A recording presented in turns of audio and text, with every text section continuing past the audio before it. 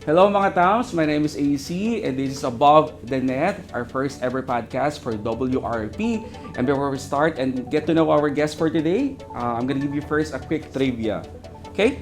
So, did you know that Coach Ramil De Jesus is actually an alumnus of FEU De Jesus transition into coaching the LED De La Salle University or DLSU?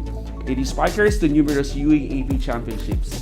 His coaching, philosophy, and success have had lasting impact on Philippine volleyball. Okay, imagine that.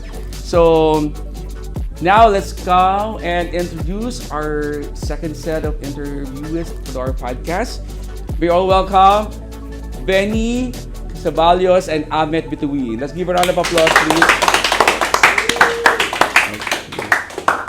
How are you, guys? Okay po. Okay po, okay. So, before we start, how do you want me to call you first? Me, Ben lang po. Okay. Ben or Benny? Ben, okay, Ben. And Ahmed na lang. So, before we start, kasi we have heard, these different titles coming from different people, no? Kapag ba sinabing rising stars, kasi ito yung madalas lumalabas na nakikita natin sa social media, paano niyo siya piniperceive? Ano sa tingin niyo? Ini-embody niyo na ba siya? How do you find it? Ben? Siguro para sa akin, parang kung rookie ka, parang kumbaga, malaki yung impact mo, lalo na kung malaki yung impact mo sa laro or sa loob ng court. Lalo na yung madaming tao na syempre tinatawag daw ako na the missing piece of FEU. Actually, now. yeah. Actually, hindi ko naman talaga siya dinidibdib talaga kasi kami lahat rookies, missing piece kami sa FEU. And yun lang po, yun yung pagkakaintindi ko sa sa Rising Star. Ahmed?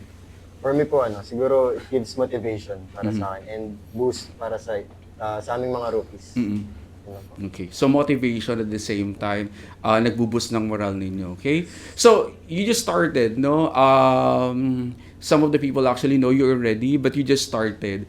Now, my question would be, how's the transition mula senior high school, going to college level?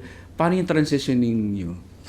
Siguro para sa akin, madali lang siya para sa akin kasi since elementary ako hanggang nag-senior high school ako, nag-start kami sa basic volleyball talaga siya.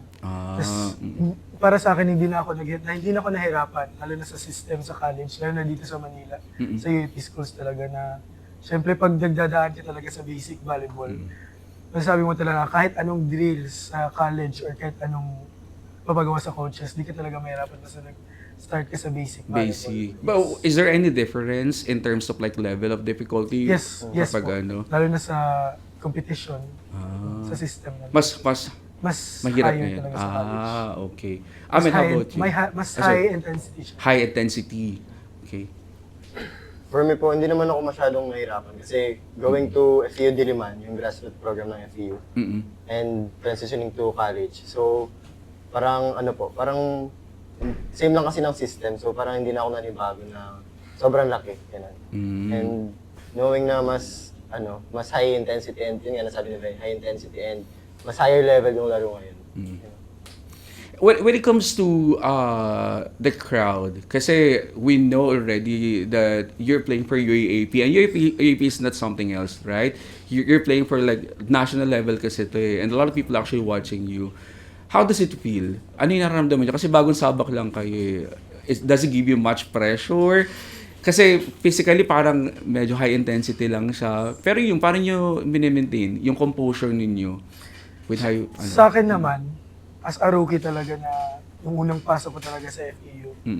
Lalo na sa nung debut game namin sa UAAP nung against UST. Na ayun nga, na sabi nila coach na pag nasa court ka na talaga, bigay na lahat, blast na talaga, seize the moment, na yun, na gawin mo yung best mo, na parang gano'n, na kumbaga wala kang ibibigo kahit isa, at syempre yung crowd, syempre nakakadagdag boost din sa sarili, nakaka-motivate na habang nag-training ka palang maiisip mo na di ka dapat talaga mapupusigi ka talaga sa training kasi alam mo na pagdating talaga sa actual game, madaming tao naniniwala, sumusuporta, lalo na sa ngayon sa FEU community, lalo na ngayong season namin na madami talagang tao, mga kalaban na gusto kaming talunin, na ayun nga, na maganda yung tinaktakbo ng team. Sa akin po, nakakataba lang ng puso kasi dati ko lang siyang dream. Tapos ngayon, part na ako ng, yung pinaglalaro na ako dun sa loob. So, sa akin, sobrang grateful ko po na nandun ako sa scene na yun. And sa crowd naman po, sobrang thankful kami, lalo na sa FEU na walang sakong sumusuporta sa amin. How about when it comes to lifestyle and environment? Lifestyle in a sense na, kasi syempre, sikat na kayo ngayon eh. So pag lumalabas kayo, may mga nagpapapicture, di ba? Kumbaga yung mga dati yung ginagawa, it's totally different right now, di ba? How do you handle that? Sa akin naman, since galing ako province, masasabi ko talaga na mahaba yung adjustment ko nung pagpunta ko dito sa Manila, sa FEU na masasabi ko talaga na, parang nakapanibago, masaya sa sarili na parang napipaid off yung lahat ng ginagawa mo. Siyempre yung sabi mo nga na madaming napipicture, tapos dati mo na lang ginagawa sa sarili mo na ikaw pa nga nagpapapicture dati sa mga ganun. Tapos ngayon parang, ngayong college ka na, dahil sa mga trabaho mo, maghihirap, parang na-experience mo na masaya ba? Nakaka-motivate sa sarili na malalapit na pwede po pa picture, gano'n na dahil naman kasi ginagawa mo naman para sa school, para sa Tapos yung sa lifestyle naman na sinasabi niyo po, parang ayun nga, panibago kasi college life kumpara sa senior high school na siyempre kompleto yung andun na lahat. Yun na lang pag-aaral, lalaro ka na lang. Siyempre may mga panibago pero maliit lang, kaya naman i-adjust and nakupa po naman siya madali. Okay. Yes? For me po, masaya kasi yun nga, dati na kami lang yung nagpapapicture pero ngayon, sa amin na lumalapit minsan. Ina-handle ko lang po siya the way na lagi lang na inatatak ko lagi sa sarili ko na dapat humble ka lang. Kailangan tumitingin ka lagi kung saan ka nag-uumpisa. Para hindi ka matangay ng ibang direction. Kailangan doon ka lang lagi nakatingin kung bakit ka nag-uumpisa. Dapat grounded lagi. Yes, stay grounded. Okay, stay grounded. Good.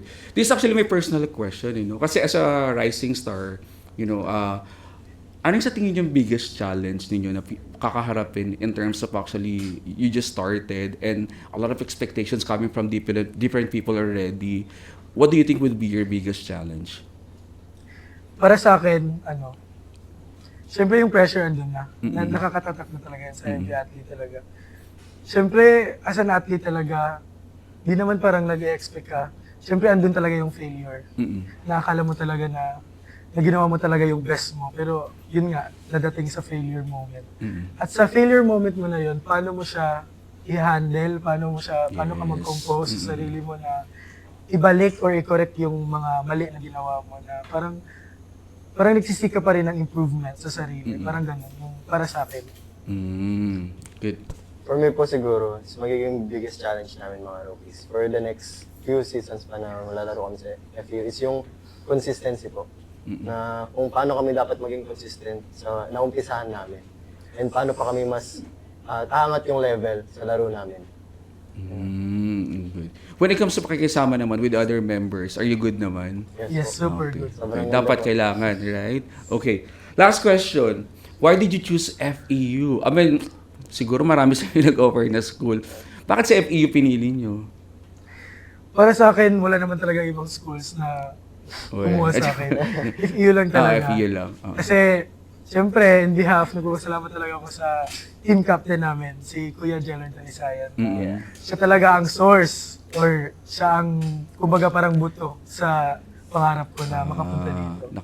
Na, ayun nga, tas alam ko talaga na kung sa ngalan pa lang FEU pa lang, grabe yung parang sa Digong Tama raw pa lang, mga players pa lang na coaches na players dati sa FEU, mga alumni, na madaming naglalaro na sa pro. Tapos, yun, sabi nga, lalo na sa amin ngayon, si Coach Ed, maganda yung sistema niya na tinatakbo sa team namin. At kita naman na, tapos, ayun, yung brotherhood namin na binubuo sa FEU. Tapos, yung suporta talaga at yung system ni Coach Ed. So, it's like a family na, no? Yes. Nice. Amit? Sa akin po is yung talaga. Kaya ko po piniling FEU kasi alma mater ko na siya nung high school. So, dito ka na nag-high school? Opo. I see. Sa Diliman? Sa Diliman. Okay, good. Tapos nung napagkasunduan po kasi namin ng mga batch, nag-usap-usap kami na after that championship na nag-champion po kami ng high school na parang we want more pa sa FEU. Parang gusto pa namin maka-impart pa ng maraming history pa sa FEU, sa larangan ng volleyball. What if like given a chance, may nagalok sa ibang school, Yes. would you still choose FEU? Yes. Okay. I'm just like thinking. Hindi rin naman po na huli yung FEU pagdating sa system, sa support, and sa level ng playing po. Okay. Siyempre nakakaangat talaga. Okay. Alam natin na siyempre yung kung ano pa lang magsasabi na sino yung pinakamadaming championships sa volleyball, FEU talaga. FEU yun. talaga. Saka yung ano po talaga, brotherhood. Yun yung pinaka- Brotherhood. Brotherhood. Okay. Kasi more than anything, kasi all those skills kasi, pero 'di ba, you still have to pakikisama, the people around you, that what makes it more enjoyable, 'di ba? Tsaka motivation. Okay? So, I think that will be it. Thank you so much.